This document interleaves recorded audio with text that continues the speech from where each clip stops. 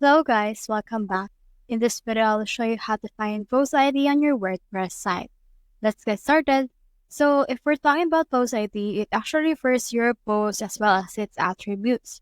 So let's head over right here to our post on our dashboard and then click on this all posts right here in order to see all the posts that we have in here on our WordPress site. Now it will load and you should be able to see in here your post. So what you can do in that case is you can just head over and then hover to the specific post wherein you want to get your post ID.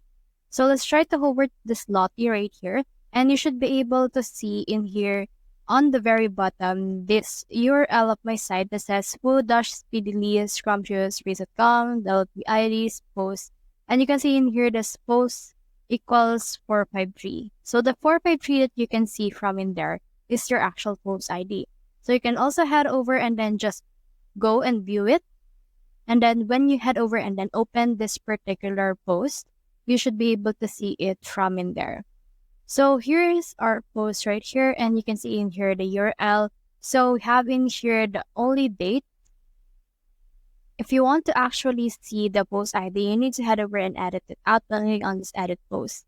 So this is what the edit post looks like. So it will open the editor of your post and you should see in here this URL.